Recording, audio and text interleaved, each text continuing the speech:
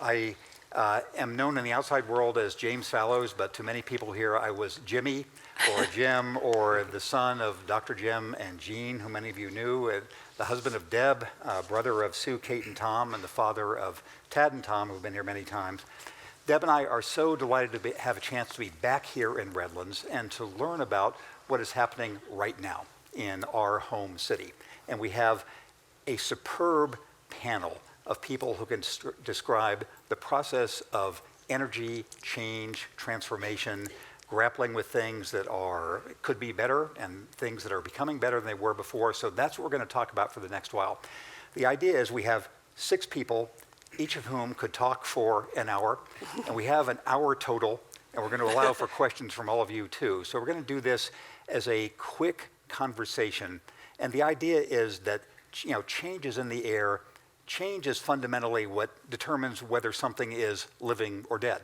Whether it is going through adjustments. It's the story of the United States, in contrast to the rest of the world, that it's been the nation of change. It's the story of California. It's the story of Southern California. I think each one of us in this room has some story of change of what brought us or our forebears to this part of the world, what we're trying to do with our opportunities here. Thinking of my parents, who are both born in sort of working class Philadelphia. It was the aftermath of World War II that brought them here, as it did for many others. So I'm going to ask our excellent panelists, and I'll say a word about each of them as I call them up, to give some introductory stories of what is their story right now, their story of change. What brought them to this point in their lives in Redlands right now, what they're thinking of the community, what they're trying to do, what their ambitions are. After we hear this opening round, I'll then ask them some follow-up questions. We'll get to a community gathering later on. So that is the plan, to hear about change for Redlands, change in people's lives, change in our world. And so we'll begin. We're going to begin with Kate Salvesen, who many of you know as the new executive director of the Rochford Foundation, and she has a very distinguished and deep history in Redlands with undergrad and grad degrees from the University of Redlands, I believe, and many community organizations. You all, I think how many people here have worked with Kate over the years? So you have, and this is a friendly audience, so these people are all disposed. I hope so. So let's start with you, Kate. Tell us your story right now, what you're doing at the foundation, what you've been doing in Redlands, what you'd like people to know about change in your life and Redlands' life right now. Sure. Thank you so much for having me be here. It's wonderful. I graduated from the University of Redlands a long time ago. I won't say what year. And I married a homegrown tomato. So here we were in Redlands, and we started a business and did that for 30 years, and then sold the business. And after that, I didn't want to retire. I thought I still have a lot to do, and I wanted to do something that mattered. And that's been the part that's been the most valuable to me. So I worked at the Boys and Girls Club, and then I just recently started working at the Rochford Foundation.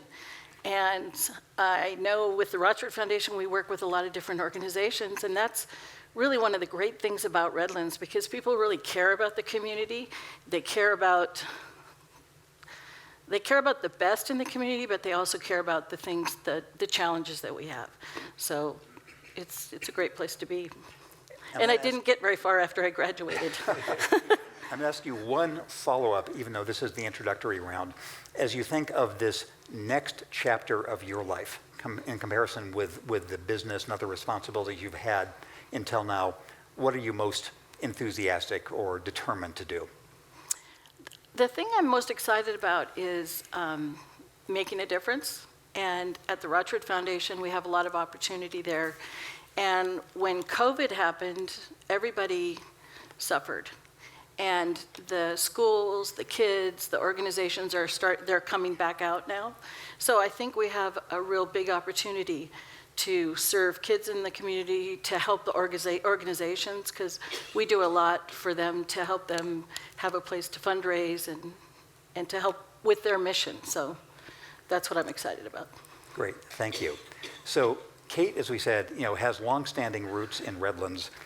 Danny Anderson, whom we're going to hear from next, does not have as long-standing roots in Redlands. This is a former university president from Texas, from Trinity University in Texas. Many of you know of it.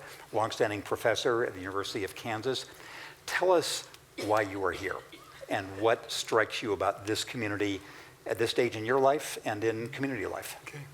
There are two parts to the story. Yeah. Maybe the visible part would be as you think about the pandemic and how it affected all of our choices. There's the visible story that we moved here to be near family. We have adult children, daughter who works at Esri. Our son is here, he's a paralegal. Our daughter got married in the springtime, so it's a wonderful time to be close.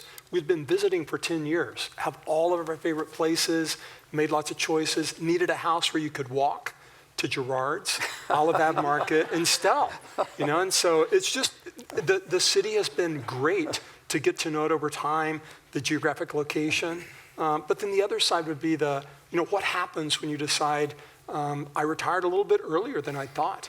The pandemic gave everyone, I'd say, a chance to think about what matters, where do you want to be and why. It also, for me, was really great in terms of it as an extrovert, realizing how much I need people. Being able to come to Redlands, and some of the first introductions were to Shelley Stockton, Larry Burgess, and Shar. They're incredible in terms of what they do to include and connect people with others. Quickly started seeing it's a city that has an identity. There are wonderful organizations. I look forward to doing more with Museum of Redlands. Steve Stockton is right there. He's doing all kinds of great things there. But we just joined the Redlands Conservancy, doing things to meet people. Also, meeting strangers at the farmer's market. We met one couple, and we've had breakfast with them every Saturday since last June. And it's just that being open to things. And I'd say that the key message for me has been when the pandemic hit, I was in a role where I had to make a lot of decisions with no data. And you can develop a new habit of mind of making peace about the fact that you do not know how everything is going to turn out. And it can turn out okay. So choosing to move to a new place where you do not know anyone, you're truly new, and that openness to trying to establish a new identity, create a new network of people. It's just a place to be energized and exploring something different. So I, since I've been here, have been a faithful member of the Energy Lab. I go to Redlands Art Association, take lots of painting and drawing classes. I am completing certification as an executive coach, getting ready to start a practice where I'm going to try and help some other people who have done things for me. And I think about watercolor as the metaphor for uncertainty. You've got a painter, pigment, and water. You never know what's going to happen. And it turns out really well a lot of the time. So, yeah. There are a million things I want to ask you. As some of you know, my dad, after his medical practice, became a watercolor artist, and so I remember how much that meant to him. Kadir, I'd like to turn to you. Kadir Fakir was, again, not, you came to Redlands, your family came to Redlands. How many know the Cheesewalla? How many? So Kadir is the owner and founder of Cheesewalla, expanding it, also a nurse at Loma Linda University Hospital. Tell us about your choice and your family's choice to come here and what you think of the community right now, how change affects you. Perfect. Well, thank you guys for coming here. Appreciate that, hearing all of our stories. So our story's I think it's a pretty cool story. So my family and I are from Bangladesh, and my parents won a green card lottery to come to the United States. At the time, our parents didn't have any money, so my dad sold a bunch of his property that he inherited. We bought one-way tickets and flew to Loma Linda, actually, not Redlands, when we first came here. They were able to get some jobs. They didn't speak any English when they first moved to this country, which was pretty amazing, I would say. After a couple years, we were able to save up some money, and we moved to Redlands in 1999. After that, as far as the business goes, my sister and I, we kind of came up with the idea, and back in 2014, I looked at her and I said, let's start a grilled cheese sandwich shop. And so I would call her, she's the girl that I would call at like 2 a.m. in the morning. Hey, I have this idea. after a while, she stopped answering. But for some reason, she answered this call, and she said, "We'll talk tomorrow." Called her first thing in the morning. She said, "I think I like it. Let's see what we can do with it." After recipe testing for, I would say, months and probably gaining 10, 15 pounds in the process, we developed a menu. We did a friends and family night, and I think the sandwiches were okay at the time, but because it was friends and family, they said they loved it.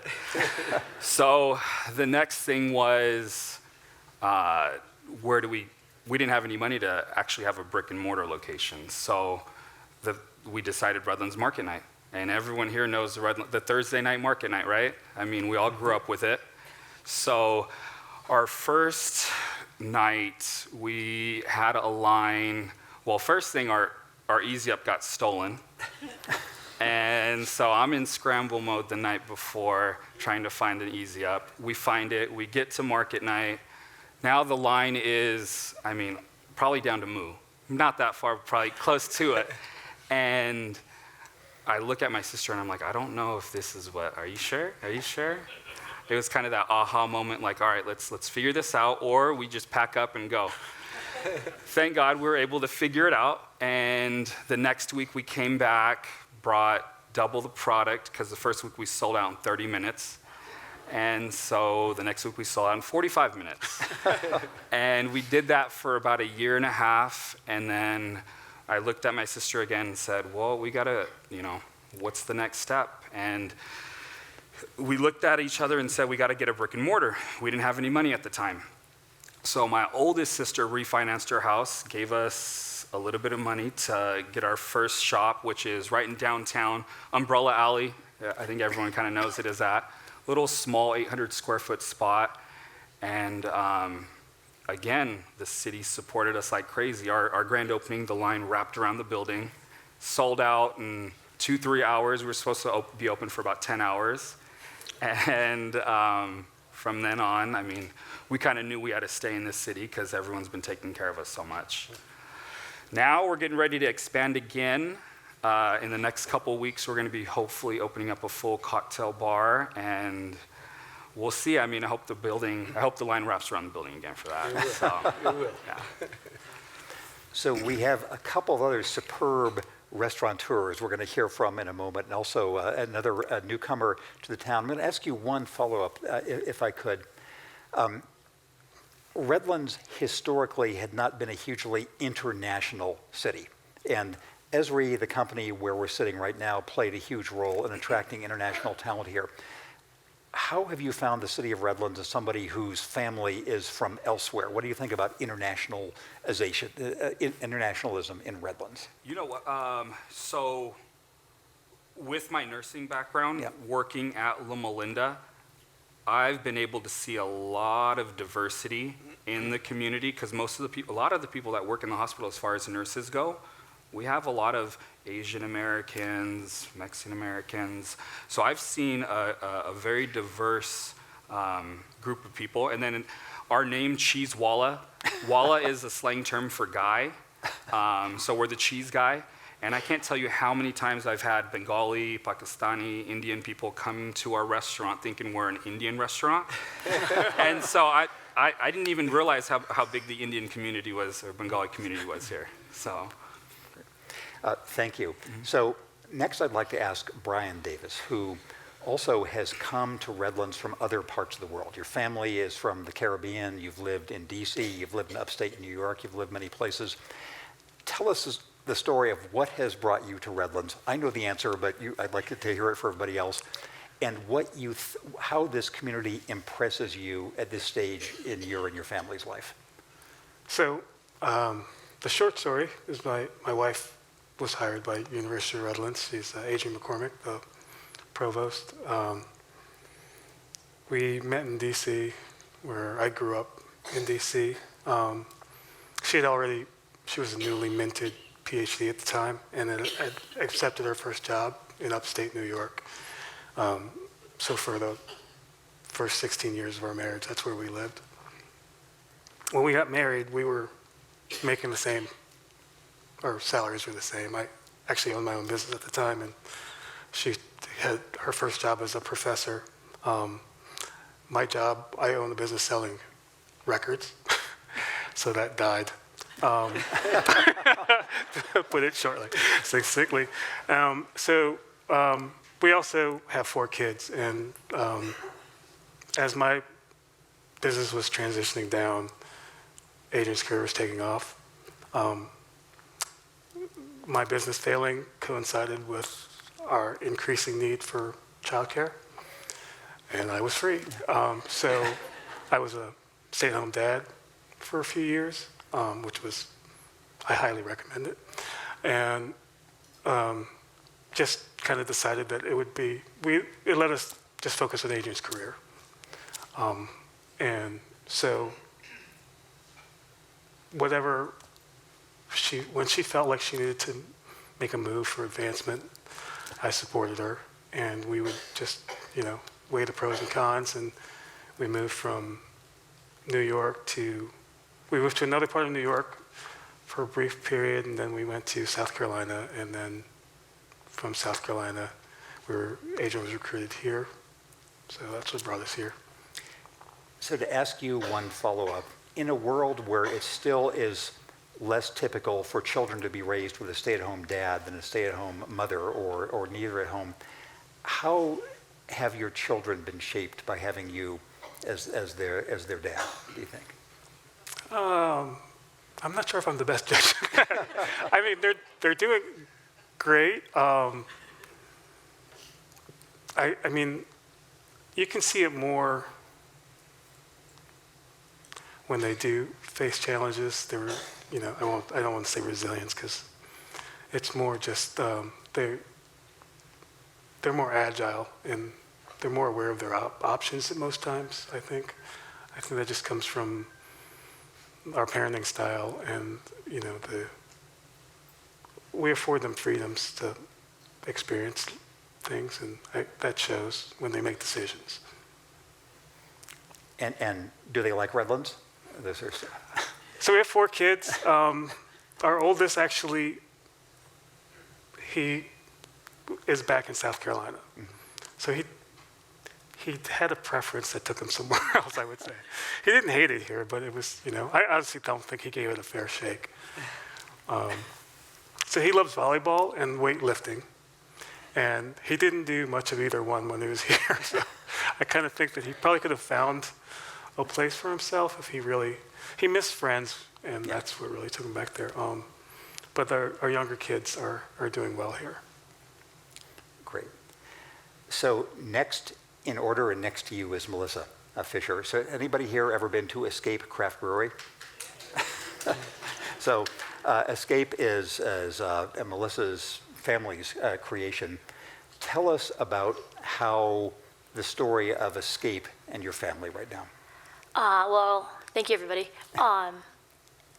It came about in a way that we never planned. I was mostly self-employed most of my life. I got my first business license when I was like 15, because I just liked making things, and I had to figure out a way to pay for the things that I wanted to make, so I would sell them. And I could get a far better price if I got it wholesale. So I went into doing skincare. I was working for myself for a long time. Which, backing up, I actually wanted to be a veterinarian, but after I found out it was 12 more years of school, it really wasn't going to work out. Meanwhile, I married my high school sweetheart, Josh, and he went in to become a firefighter, and was a firefighter for about 20 years, firefighter paramedic, and worked at City of San Bernardino. And meanwhile, he had picked up this home brewing hobby. At first, I didn't like beer, and then, after a while, you find the things that you like, and he keeps making more of that. And we knew we had to get rid of this beer because he was making so much beer because he liked the process of making it even more than drinking it. So as a couple years went on, we went from bottling to a kegerator to an 8-tap kegerator, and the neighbors knew if the garage was open, the bar was open. That meant, Josh was home, off on his off days from the fire department. We had a couple kids by then, they were little, so all the neighbors would come over and, as so many things, like, you should open a business, you should do this. We're like, well, we've got pretty good jobs. Like, that's kind of a crazy thing. And then one of our neighbors is like, no, seriously, I'm going to write you a check, and I want you to think about it. And we're like, oh, that's kind of crazy. So we said, well, hold your check. We're going to do some research here. So eventually, he needed to get out of the fire department, because as much as everybody's hero is a firefighter, they get to be there on your worst day. And that's a lot to handle after a long time. So we started looking into it, wrote a business plan, and we opened Escape almost exactly 8 years ago. It was rough, I've never had employees. It was always just me. It's an extremely regulated business to be in, with manufacturing and selling alcohol, so learning all that. Took 2 years to find a building, which we didn't expect it to be so difficult. And of course, anybody who's done a build out knows it takes about 3 times longer than you ever think it's going to take, no matter how much research that you do. So we pushed through, and we did every event in Redlands that we could find. I know, even with Rochford, any event that would have us, that way we could just give away our free beer. That way people might show up and pay for it someday. So opening day, we were overdrawn by $300 in my account, and we had $300 in the business account, and people showed up, and they keep showing up. So now we employ between 40 and 46 people. We have 3 locations, 2 in Redlands, 1 in Laguna Niguel, and yeah, we just keep making more beer. And to ask you one follow-up, I actually talked with you during the heart of the pandemic to write an article about how small businesses like yours were adapting to survive. Describe what Escape did to get through the pandemic period. Well, one small thing was we started making hand sanitizer. I think that's what we're referring to. It was a crazy thing. A brewery is very different than a winery and very different from a distillery. We all have very distinctively different licenses. So we normally couldn't dabble in that. But the government was so desperate for hand sanitizer, we're like, look, fill it out, follow our recipe, and whether you distill it or you are able to find your base ingredients, which you couldn't find, they just wanted us to make hand sanitizer. So it helped. It kind of gave me something to do, because I'm not a brewer, even though I'm always around it, and I know the concept. I don't make the beer, but I'm the one who made the hand sanitizer. My husband distilled the alcohol, which we're in that world, so it's fascinating to us. But it was a cool opportunity to be able to provide it for a community that needed it. And then we were also able to donate a fair amount of it too. So it gave us something to feel like we were doing something active, and it helped bring people in, which allowed us to continue to keep our employees employed. So for this opening round, we have Brandon Pearce. How many of you here are familiar with Citrone? Holy mackerel. So a lot of you people. have Brandon and his partners to thank for this. Brandon, tell us about the story of Citrone, your Redlands background, and what cusp of change you all are in right now. Well, the first thing I'll say is, for the people that are just new to Redlands, you picked right. Like, you picked literally the best city. And I get the unique privilege of being able to say that, because I look out at the crowd, and not only do I love all the hands that raised, but I have mentors sitting here and a dear professor from the University of Redlands and friends. And I'm 4th generation Redlands. My great-grandparents came out here in the 1890s. My parents were educators here, and I say it all the time, but I bleed Redlands. On every aspect, I love this community. Citrone was something that I didn't even think that I would do, because my parents and my family members, we all ate at Citrone. We ate our anniversaries, our birthdays, our Christmas Eves, and everything was done at Citrone. And the previous owner had joked with me, I had joked with him. I said, if you ever sell this place, you have to sell it to me, because I keep you open. And it became this kind of joke. And then there was an evening in which he came to me and he said, so I'm going to sell it. Do you want to buy it? And I'm like, no, I'm not buying a restaurant. No. And long story short, I bought a restaurant. And what I had done for 25 years is run companies. And what I realized I could do is, restaurants, look, they're so hard. The margins in them, it's just, pandemic aside, it is such a hard business to be in. But the one thing I could do when I wrote the business plan for that, which, by the way, I wrote a business plan and I failed 7 times at getting financing for Citrone. And I kept preaching, the wrong thing. I was preaching, I'm not a chef. I was preaching, I do know how to run businesses, but I don't run them in businesses. And what the business plan that was 136 pages, Doctor, thank you for teaching me how to write. What it helped me do is I morphed that plan into, I know this community, and I know the people here, and I know that we have a demographic of people that will want to come out and get in a beautiful brick building and escape the world for just 45 minutes to an hour and a half. And I did all of that not having any clue that a pandemic would hit and that people would be so desperate for that. Change for me was different because I didn't get hand sanitizer. I didn't do any kind of market night. I closed the doors for 6 months. And I put boards on those windows, and I was terrified. I would go in every night to that place by myself, maybe have a drink, and breathe, and be like, how are we going to survive this? But I will tell you that even in my most scared moments, I was like, this community is awesome. And so I knew that if I could just survive whatever this was going to look like, and we could get open, and maybe I can say it now, and we might have a small speakeasy in the back that if you had the secret knock, you could get in. And you came in and you ate, then we could figure out how to do it. And we continue to evolve and change even now in a post-COVID world in which, man, it's hard. You talk about change, I think most of you know. I have cost of goods that are crazy. You guys feel it, right? You go to the market and you buy eggs, oh my gosh, or whatever you're buying right now, and you feel that pain. On my scale, it's exponential because the food that I'm trying to serve you, the steaks, I can't get away with putting something out there that you guys are going to be like, $65 for this?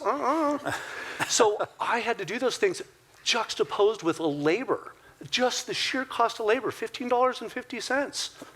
For me, a small business, whew, that's rough. So I had to take those two things, and then a beautiful building presented itself, and I had to sell my baby. And that was a hard decision, but it was a decision that had to happen because the reality is I wasn't going to be able to grow, and I wasn't going to be able to adjust with the cost model that was occurring. And so the new building is going to afford me a change, an opportunity. So does everyone know what this new building is? Yes. Okay, so it's the Olive and Citrus building, a beautiful building. Yes. It is beautiful, and in respect to the building, it will change very, very little. The things that I will alter in it will have to do with sound masking. So, because the community has said, I can't hear people talk. So, okay, we'll figure that out. But you know what? It's going to be Citrone, and it's going to be you guys. It's going to be the people that come in there every Tuesday through Saturday, and maybe Sundays now. And they're going to be able to come in and have a good meal and forget about this crazy world for just an hour, hour and a half. So, Brandon, I'm going to use you as one of the things you said at the beginning of your comments as sort of a pivot to another round of questions asking people. You were saying anybody who chose Redlands chose right. And, this is always my home. I feel, more imprinted here. You have 4 generations here. There is a tradition in American culture of boosterism. There's books like Babbitt and just Zenith City, and people thinking that of kind of overpraising the treats of some American small towns. And when Deb and I were doing our Towns book, we often got criticized for that. Oh, you're saying that Sioux Falls, South Dakota is so great. Here are the 10 things that are wrong with Sioux Falls, South Dakota, which is always true of all of life. If you were telling somebody, here's the proportionate view of Redlands, the things that are best about it and the things I most wish would change, what would be the most wish would change part of your presentation? Wish and change is tough because on the small scale of Redlands, I still look at Redlands as small. I do. Is it as small as me riding my little redliner around town and being free and my parents keeping their doors open at night? No. But it is small town still. Yeah. It is still, I know we're much bigger than when I was a kid, but gosh, it has such a small town feel. I think that we are a microcosm for what the general world is dealing with right now, which is you have to change, you have to modify, you have to be more diverse, you have to be more attentive to other people that may not be small town Redlands. And so we are certainly, as a community, I think, trying to adjust to those things. When you deal with homeless, when you deal with the freedom to be able to get up in a park and say something that people opposed to you are going to be absolutely opposed to what you're saying, we have to be sympathetic to that. And personally, I think we have a culture right now that kind of tries to work against that right now. You're either this side or you're this side. And if you aren't in agreement with me, then I don't want to hear you talk. And so maybe for me, that would be the answer to your question is, in Redlands, in Citrone, or on a larger scale, it's opening our ears a little bit and being like, okay, it's okay that I completely disagree with you. This guy and I, we get along really good, but sometimes we don't agree eye to eye. But you know what we do? We absolutely respect each other and we'll listen to the opinions, but most importantly, we will walk away from it and be like, yeah, I didn't like what Kadir said, but let me think about that for a minute. Because maybe the next morning I'll be like, didn't think about that angle. Thank you. And so if anybody thinks to ask me later on, I have an answer to this question too, but I'm going to ask my panelist of things you'd like to change. So, Danny, as you've been in university towns, you've been in the Plains, you've been in Texas, what in themes of change would you most like Redlands to change, on your watch here? So I would agree with Brandon what he said in terms of polarization in our society. If we could find a way beyond that, it would make things so much better. The community looks like it's working hard on some of the issues of homelessness, looking at how the environment affects different parts of town. All those things are in the works to make the city better, and I applaud that. But I'm still at that stage where I walk outside and I look around and I think, oh my God, there is an orange tree in the block next to me, and I can go buy a bag of oranges, and it's like there is an access to nature that I've never experienced. This is objectively a really beautiful city. I will say that, not having lived here for a long time. But It is gorgeous. I've got so many photos on my iPhone of things that I come home and compare, look at the sunset, and it's amazing. Yeah. Melissa, what would you like change to mean for Redlands in the community? I was hoping it wasn't next. It's a really open-ended question. And this is a backwards answer. I wish we could stop losing our orange groves. And I know that's a really loaded question. I have it's crazy for me. My son just turned 15, and he probably started bringing it up maybe when he was like 8 or 9. He went to Montessori, so there was surrounded by all the trees, and we always plant a lot in our little yard. And one day we drove by a lot that was gone. And he's like, he got so mad, he's so upset. He's like, why do they have to take it down? I'm like, well, and I tried to explain to him, like, well, farming is really hard and there's not a lot of water. And so I understand why we've lost so much, but it's just a bummer. And I wasn't born here. I moved here in '93, and my parents came here, but most of my life. But it does make me sad. And I understand that things have to change, but it is kind of sad, and there's more people on the roads, and there's definitely more congestion. On the other hand, I have a business that relies on a lot of butts and seats, so having more opportunities for people to live here is a really good thing. On the other hand, as a resident, I'm like, gosh, there's so many people, and I wish there was more trees. As a side note on that, about 6 months ago, I happened to have dinner with somebody who is the head of site selection for one of the world's biggest logistics companies. And I told him where I was from, and he said, oh, just thinking about what logistics has meant both for employment base, but also for what it means and what you're describing. Brian, up to you. What would you hope change would mean for Redlands?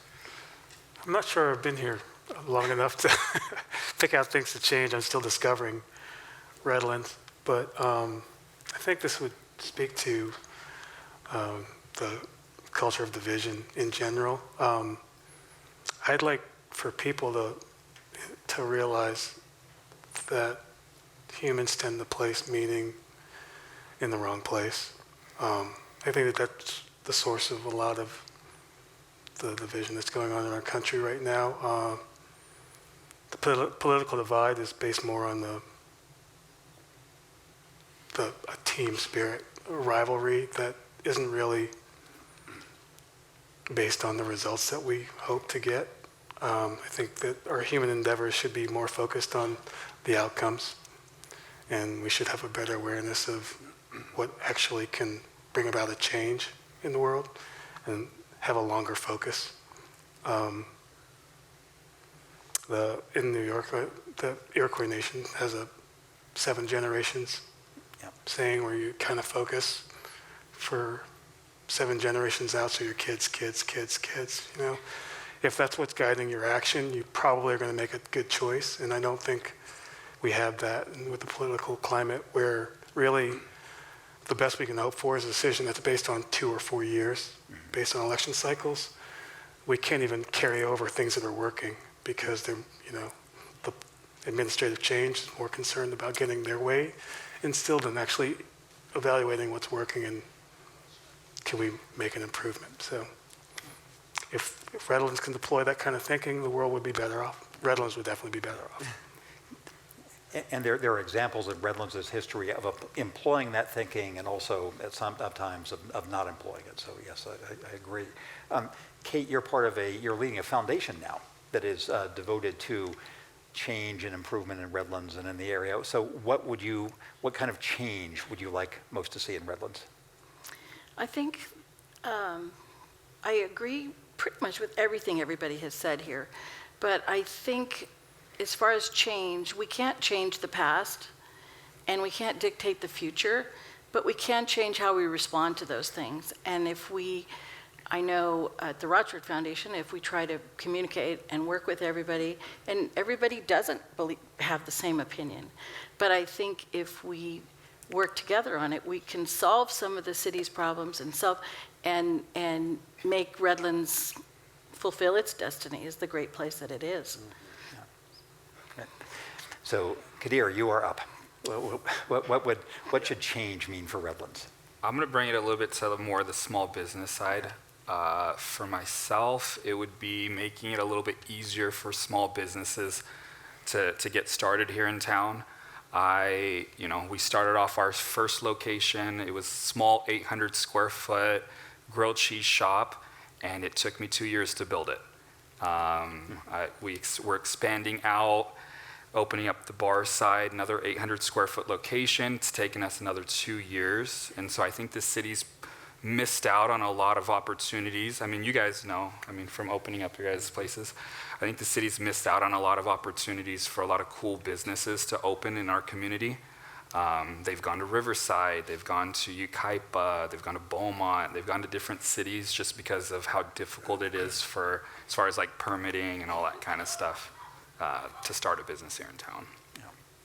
So we're going to have a sort of lightning round final wave of questions before involving the Redlands audience here. So looking for short answers, starting with you, Brandon, for this concept. There are things in Redlands that are surprisingly unchanged.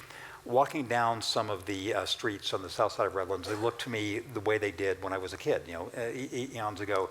There are other things that are dramatically different. There's now a train station. There's all kinds of construction on the north side. What would you, 10 years from now, if you were in a time machine, transport 10 years from now, what would you like to see in Redlands that you don't see right now? The perfect balance of small business growth coupled with the orange trees and the beauty that the city provides. That perfect balance, a place where people just can walk in there and go, gosh, you can see small businesses thrive, but it's surrounded by that small college community, old school, what I grew up with. That I would love to see that 10 years from now.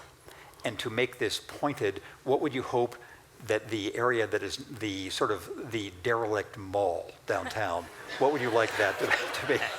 Now I feel like I'm putting on that one. I certainly hope it doesn't look like it does now. It's just like anything, but when we've got individuals in our community that have a master plan, I think that certainly the 3 or 4 predominant people that drive what I perceive as the small town development, their visions are clear and beautiful. We just got to get out of their way so that they can do it. Yeah. So Denny, what would you like to see in 10 years? So I was jumping straight ahead Yeah. to think about the mall, and I have in my mind what it could be Yeah. in terms of a magnet for Thank bringing God. people Yeah. downtown. Yeah. You know, if that development We goes had forward in place a great called way. the Flipper Flapper in there, and Yeah. it was the quarters all day long in there. It was awesome. Hot dog on a stick. Hot dog on a stick? Yeah. Oh, That was absolutely. the highlight of our kids' Christmas vacation. Our first stop was always hot dog Oh on my a stick. gosh. They thought it was the staple food of Redlands. I don't want to divert it, but my freshman college at the University of Redlands, my roommate worked at a hot dog on a stick. Yes. Can I tell you how after shift was so awesome? Cold corn dogs and lemonade got me through my freshman year. So anyway, sorry. No, a different way of saying what I was saying is that having a downtown Yeah. that continues to be a magnet Yeah. really does anchor a city and give it a sense of identity. I love that about it now. Yeah. I just like to see that continue and grow. Yeah. And Melissa, you're part of that right now, very important part of that. So 10 years from now, what's the story of Escape? Oh, you never know. We're not even 10 years old yet, but I definitely agree. When I moved here, I went to Redlands Mall. We could hang out, but it was already kind of on its decline. I don't know if it ever had a real heyday. I know it's ugly. But yeah, I think we've all been waiting for that. It's like the nucleus of the city, and it doesn't do anything. It doesn't promote anything positive. And I think it could be a really great opportunity to give small independent businesses a spot, you know, and that's what makes places unique. You know, if I can go visit my aunt in Arizona and I see the same complex that we have here or in all of our cities, there's nothing special about that. You know, what makes Redlands special is all our, you know, our beautiful homes and our parks. And we do have this great, you know, collection of small businesses that are run by, you know, real people and independently owned, and giving them the opportunity to be in a small town like this. You know, it gave us the opportunity to open a place in, you know, Orange County. Yeah. So I think that's a very cool thing. Yeah. Brian, 10 years. Well, still discovering Redlands, but in 10 years, I would like, my dream would be that I would have a business with at least one of my kids. That is having, hopefully in my future. You know, I see a lot of potential here, just in the 7 months that I've been here, and I think that Kate. do well. My vision would be in 10 years that we're not afraid of change, and we're not afraid of choosing a path for the city. And the path can still have the orange groves, it can still have the trees, but it can also have a place for business and a place for development and a place for people to live, because you can have the best city in the world, but if people can't buy homes or they can't afford to live there, that really creates a problem. And I think there's solutions there, we just can't be afraid of it. Kadir. Mine's pretty simple. I'm probably a little biased with it. Redlands Market Night. I'd love for that to come back. Yeah. For me, it's just Redlands has it was known for having a lot of community events. The Art Walk, the Bicycle Classic, the Run Through Redlands, and Market Night was one of them. And it gave myself and my sister an opportunity to open up a business in this town. So, and there's a lot of people who, it's a good little incubator. So I would love to see that come back. So Shelley, you're going to take questions from our colleagues in the audience here. So. Yes, I am. And while I'm coming around to grab this microphone, we have an online question which is addressed to you, Mr. Fallows. And it says, I love the story about your youth. You got stopped by a traffic cop, I assume this should have said. When he came to your window, you said, I would like a hamburger, French fries, and a Coke. Any truth to this myth? So my brother must be in the online audience. I'm going to use Brian's reply. I haven't been in Redlands long enough to answer this question. Okay, who else has got a question for, it could be for Jim, it could be for an individual panelist.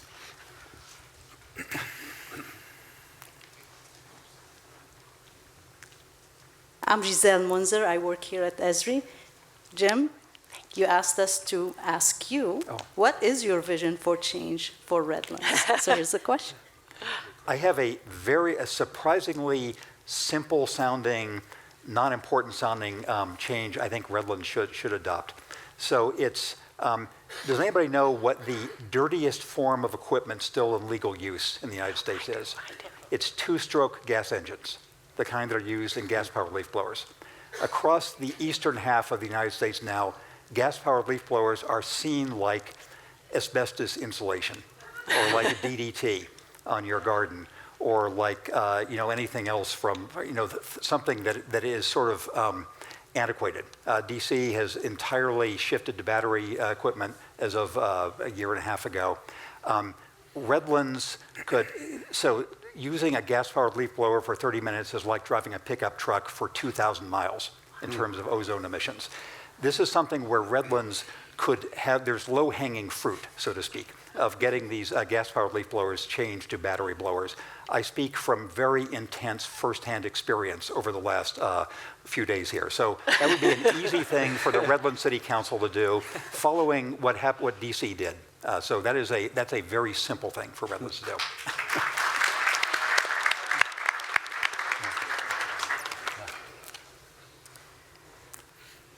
Ann, do you have a question? I do. Excellent.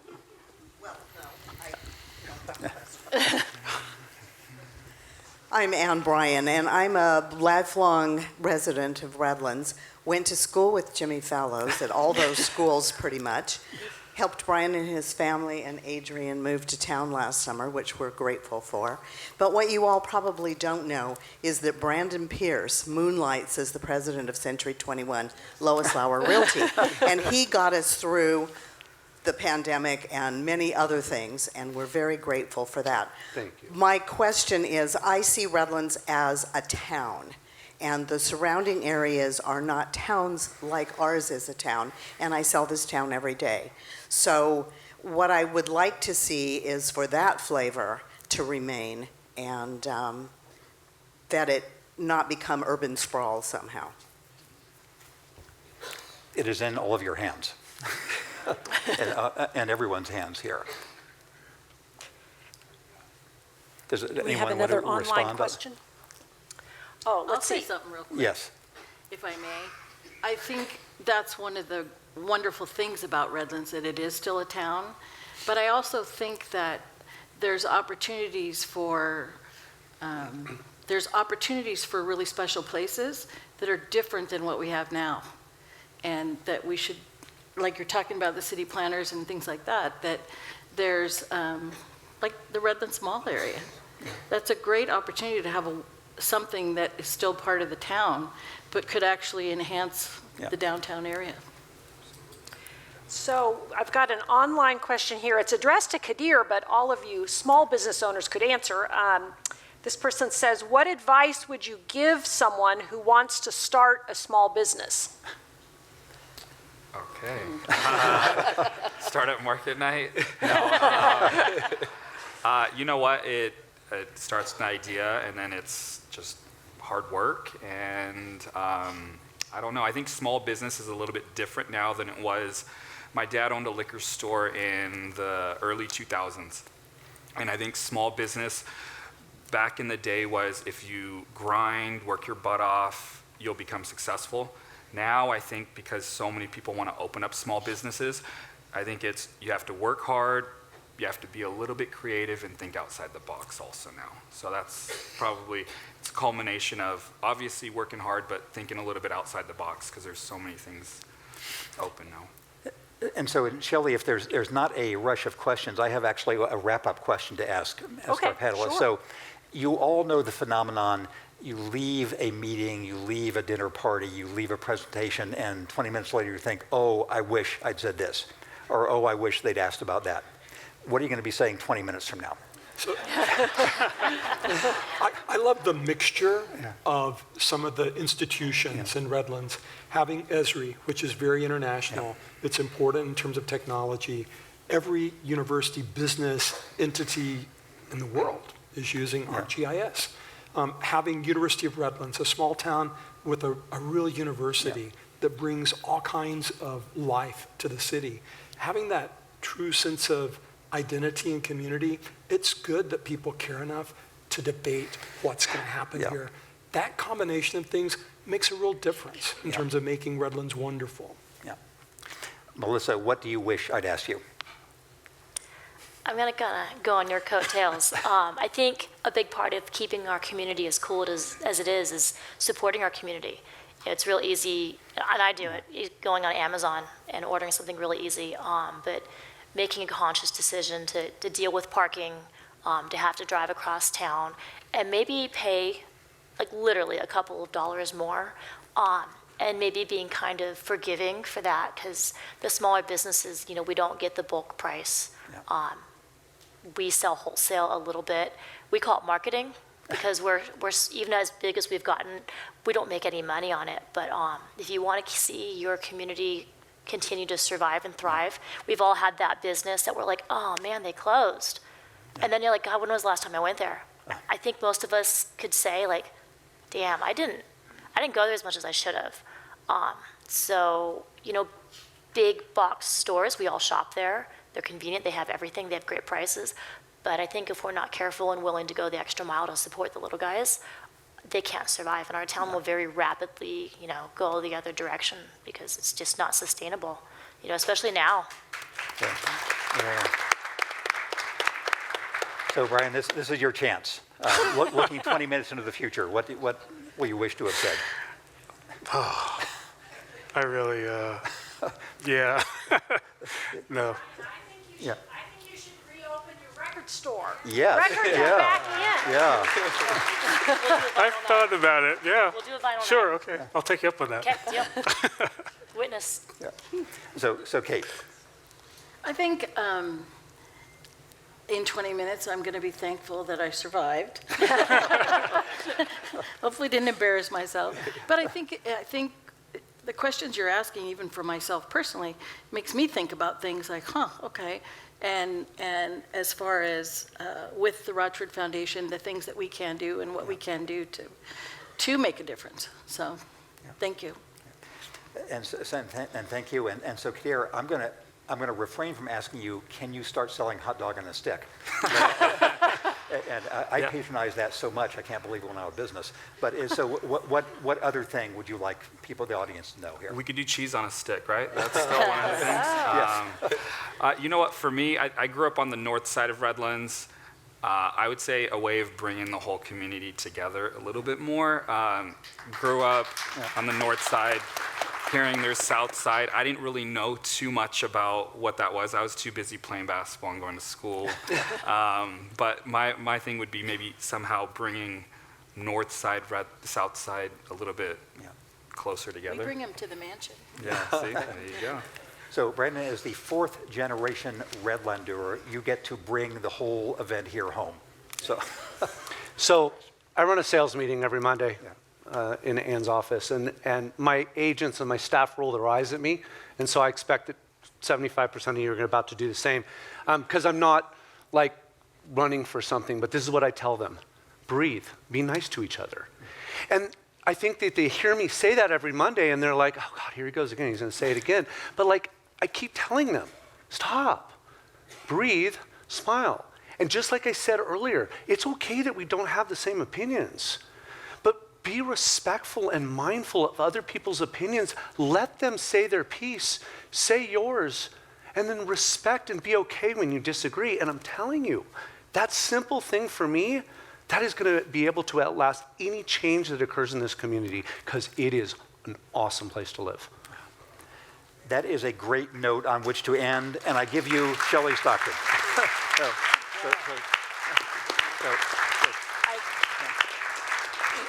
I have nothing else to add except to thank all of our panelists for being a part of this evening, and to thank Jim and Deb for being back in Redlands and participating, and we hope that you'll be back soon. We will. Good, thank you.